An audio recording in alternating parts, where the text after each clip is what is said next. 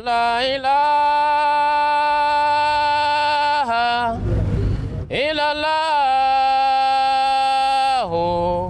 Muhammadur Rasulullah. A'udhu billahi minash shaitanir rajim. Bismillahir rahmanir rahim. Chers téléspectateurs, assalamu alaikum wa rahmatullahi wa barakatuh. Que la paix et la bénédiction d'Allah soient sur vous. C'est un plaisir de vous accueillir dans notre programme Voyage vers l'Islam.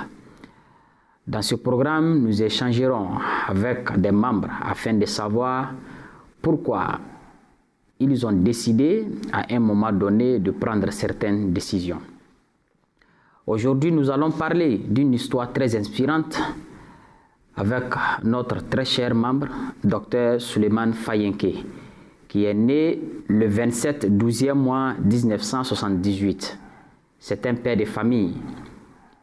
Il a accepté l'Ahmadiyya en 2014. Monsieur Souleymane Fayenke, nous vous souhaitons la bienvenue dans notre studio. Merci, monsieur. Tout d'abord, je salue tous les téléspectateurs de MTA et je suis ravi d'être sur ce plateau aujourd'hui. Jazakumullah. Veuillez vous présenter. Bon, dites-nous quel métier exercez-vous présentement. Ok. Moi, c'est Dr Souleymane Fayenke. Je suis vétérinaire qui exerce en privé. Voilà. Alhamdulillah, Jazakumullah. Dites-nous comment se porte votre famille. Est-elle religieuse ou pas? Alhamdulillah, je suis issu d'une famille religieuse parce que je suis né de pères et de mères musulmanes. Bon, pratiquement toute ma famille elle est musulmane, depuis les ascendants, depuis l'arrière-grand-père de mon père jusqu'à moi-même, nous sommes tous musulmans. Voilà, c'est ce qui veut dire que je suis né musulman dans une famille musulmane. Alhamdulillah, vraiment, merci beaucoup, Jazakumullah. Oui, évidemment, il y a beaucoup de personnes qui peuvent être nées musulmans, des parents, des pères musulmans, mais concernant eux-mêmes, peut-être on ne sait pas quand ils se sont intéressés à la religion. Donc, nous voulons savoir, vous-même personnellement, quand est-ce que vous vous êtes intéressé à la religion, à votre enfance ou à votre adolescence?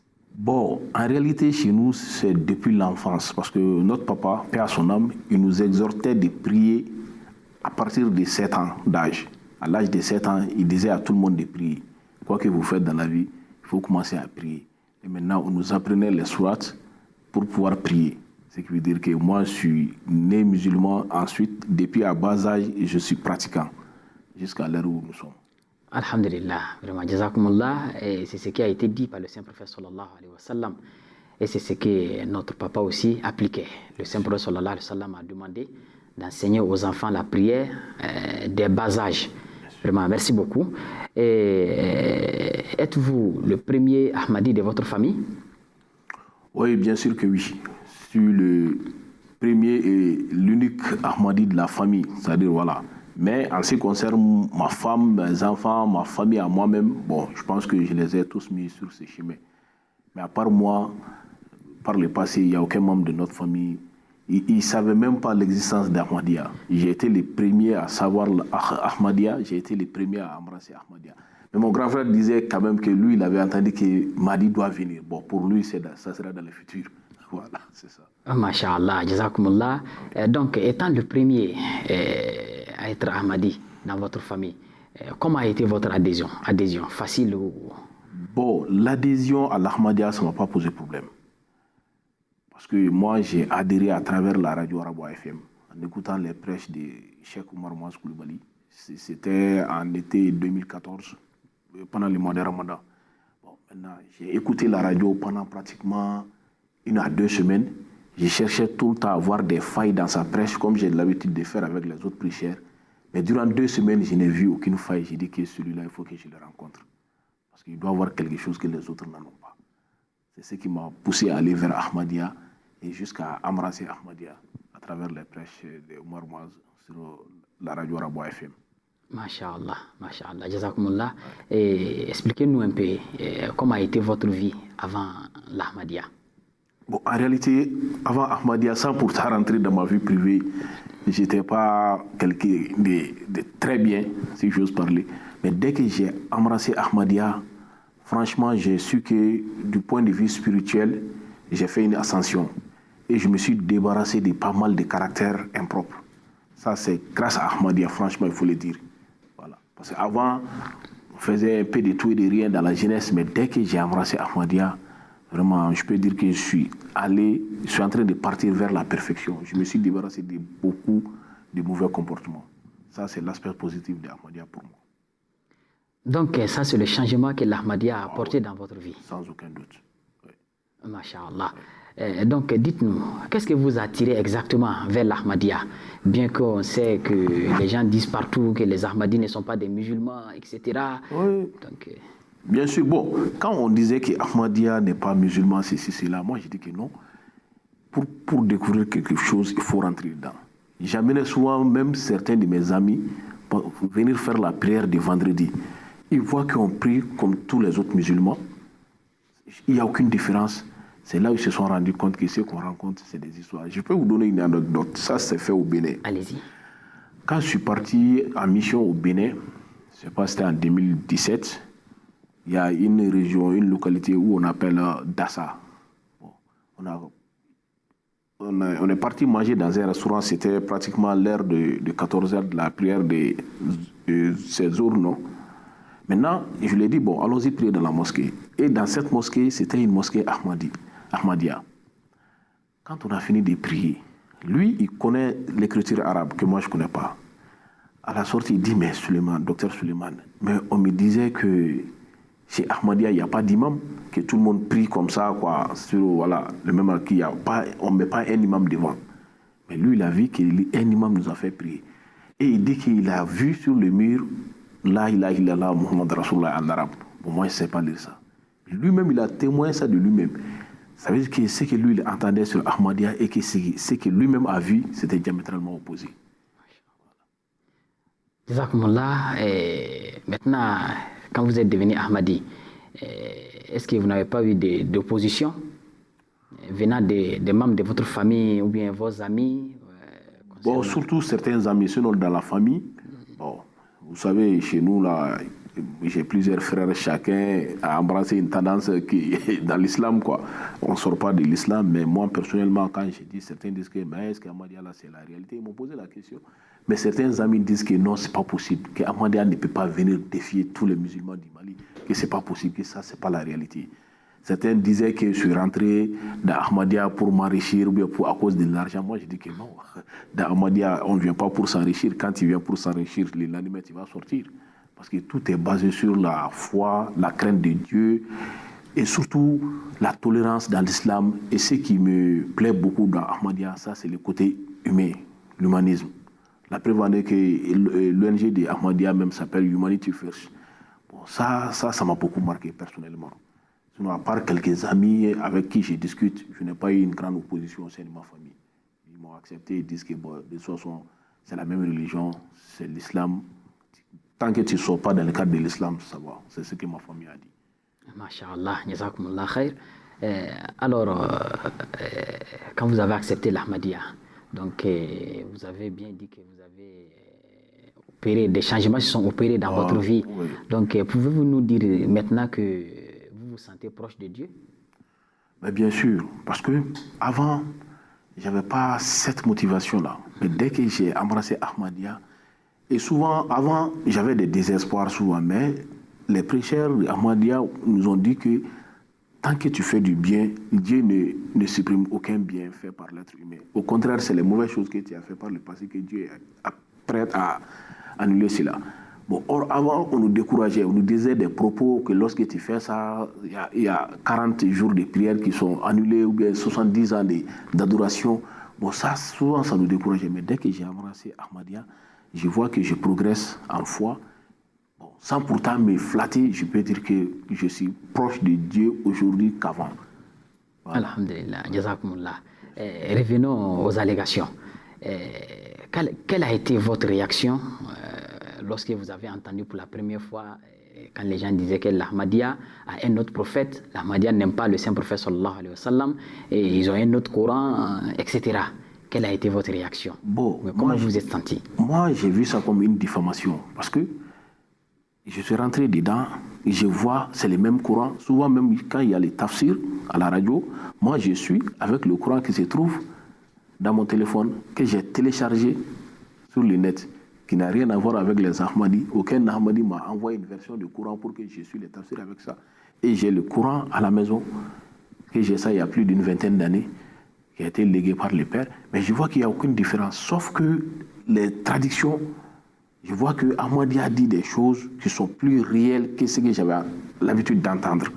Il y a quelques sourates dans ça, quoi. Par exemple, les prophètes Salomon, les gens disent qu'ils tuent chez vous. Quand j'écoute ça, ensuite les Dajjal, comment dirais-je là, autant des Zulkarnan. Bon, quand j'écoute les explications de Ahmadiyya, vraiment, moi, j'ai chaud au cœur parce que je vois que ça c'est plus proche de la réalité que ce que nous, on avait l'habitude d'entendre. Parce que ce qu'on entendait, je voyais comme une légende, quoi, vraiment. Bon, je sais que c'est pas pour les vexer, mais ils parlent en fonction de leur connaissance, en fonction du niveau de leur connaissance. Mais quand j'ai entendu les explications coraniques de Ahmadiyya, et ils disent que leur base, c'est le Coran, c'est le même Coran que tout le monde a. J'ai dit qu'on peut mieux parler de la réalité que ça, parce que le Coran est unique. Mais les explications là où les oulémas et autres se sont trompés, ils rectifient ça. Et toi, tu vois que ça va dans le sens de la réalité, dans le sens de la compréhension de l'entendement humain. Voilà. Merci, Jazakumullah. Et maintenant, vous n'avez pas trouvé de vérité dans toutes ces allégations? Non, pas du tout. Certains pensent que l'islam, c'est pour les Arabes. Et si on doit croire à quelque chose, on doit croire à l'explication des Arabes. Bon, eux aussi, ils ont du mal à concevoir que d'autres populations, d'autres races ou d'autres ethnies peuvent avoir la lumière divine. Pour moi, ça, c'est l'explication qui est propre à moi. Ce n'est que la jalousie. Parce qu'il ne faut pas que Ahmadiyya dise des choses qui sont plus proches de la réalité que nous. Nous qui sommes des Arabes, nous sommes pratiquement les descendants du prophète, il est issu de notre communauté. Il ne faut pas que notre communauté sache mieux expliquer l'islam que nous. Même s'ils sont dans les mensonges, ils préfèrent persister dans ça que de montrer la lumière venant d'autres horizons aux musulmans. Ça, c'est la seule explication que moi je peux donner. Ok, vraiment, Jazakumullah, ce qui est bien dit, c'est ce que le Coran a toujours dit. Donc, à chaque fois quand la vérité se présente, donc les ennemis de la vérité vont toujours chercher à éteindre cette lumière, alors que Allah subhanahu wa ta'ala a décidé que cette lumière va toujours triompher. Vraiment, merci beaucoup. Et est-ce que, après avoir accepté l'Ahmadiyya, vous n'avez aucun regret? Non, pas du tout. Pas du tout, au contraire. Parce que, pour moi, c'est comme si on fait quitter quelqu'un des ténèbres et le mettre à la lumière. La personne sera contente naturellement. Tel est mon cas. Parce qu'avant, je me voyais dans la ténèbre. Tu vois. Mais aujourd'hui, je suis dans la lumière, je suis éclairé. Je sais là où partir et je vois que mes adorations ont du sens. Oui. Et maintenant, en lisant le Coran, en écoutant le Coran, je m'épanouis aujourd'hui beaucoup plus qu'avant. Parce que finalement, je me disais que je suis dans un environnement ou dans une religion où je ne me retrouve pas, où les gens parlaient de violence, ils parlaient de tuer ceci, lapider cela. Je n'entendais que la violence. J'ai dit que non, ça ne peut pas être la religion de Dieu. Dieu qui nous dit de s'aimer. On dit que Dieu nous aime. Mais en comportement, on voit autre chose. J'ai dit que non. C'est pourquoi chaque soir, j'ai prié Dieu pour qu'il me montre le bon chemin. Et dès que j'ai embrassé Ahmadiyya, j'ai dit que c'est ça que j'ai cherché. Peut-être que sans pourtant le savoir. Masha'Allah, Jazakumullah, on allait en venir bien sûr. Quand on parle de l'islam aujourd'hui, quand on dit islam, donc automatiquement les gens disent que c'est le terrorisme.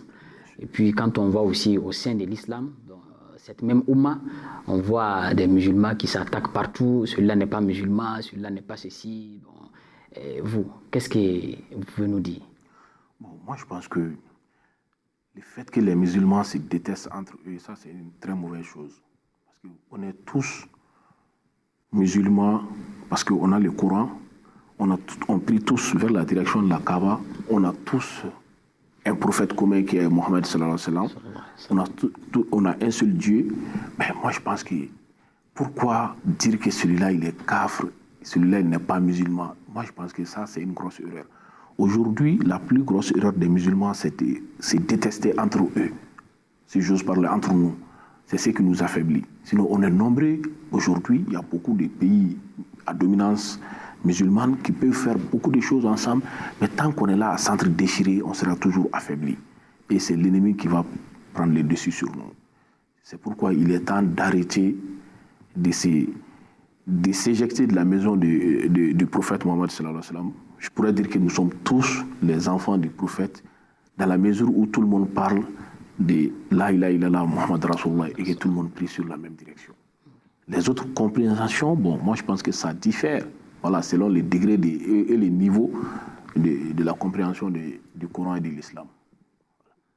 Donc, selon vous, ceux qui associent l'islam au terrorisme, ils ont tort ou...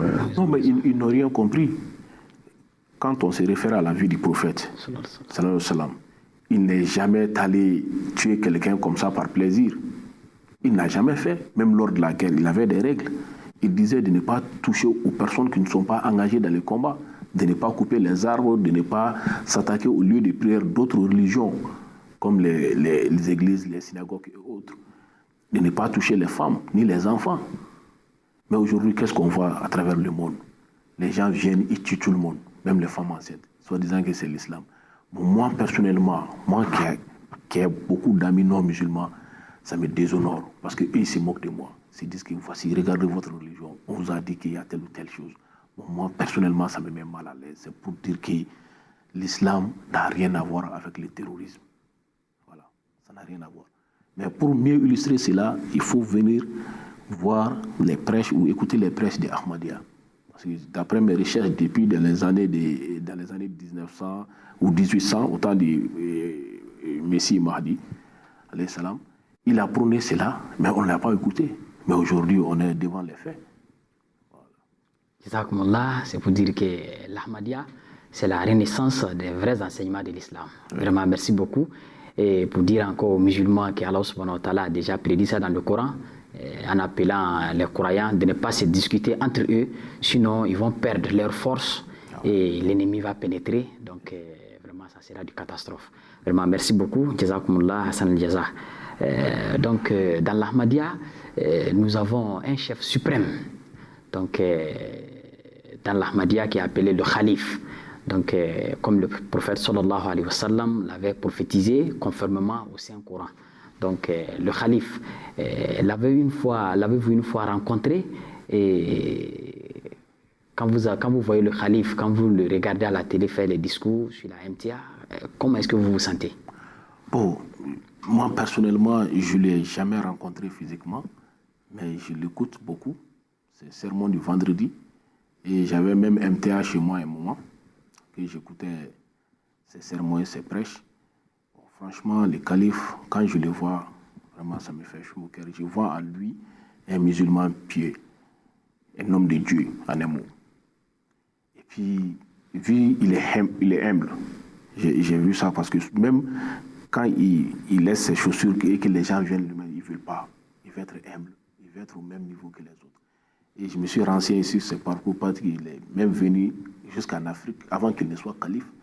Et il vivait dans des conditions très défavorables et dans une région de l'Afrique subsaharienne. Franchement, ça, quand même, ça fait que je suis que ce monsieur, c'est un homme de Dieu.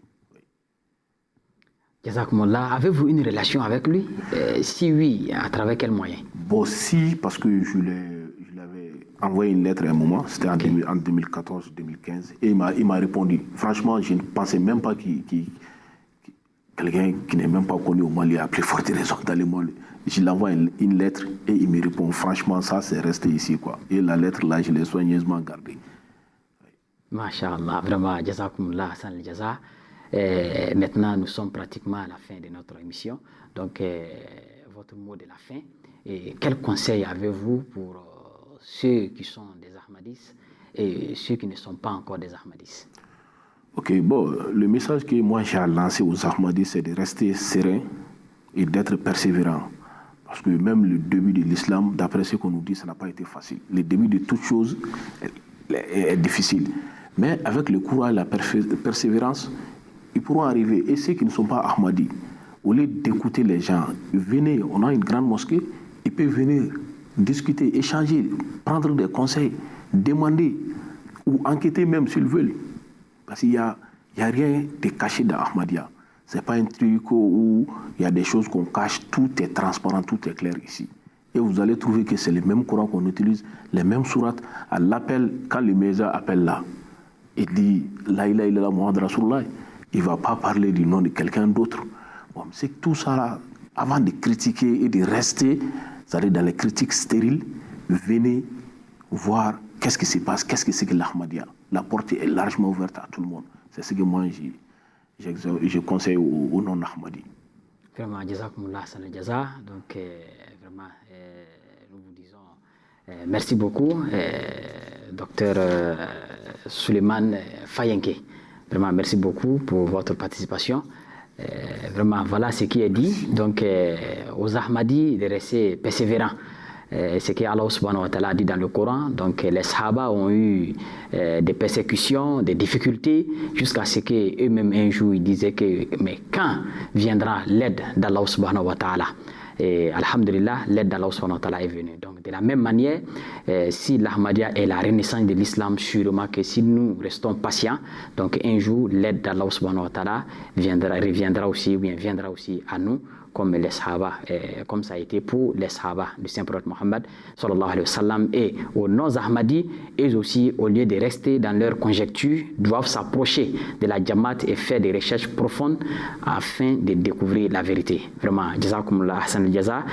Chers téléspectateurs de la MTA, nous sommes à la fin de notre émission. Jazakumullah Hassan al-Jaza. Assalamu alaikum wa rahmatullahi wa barakatuh.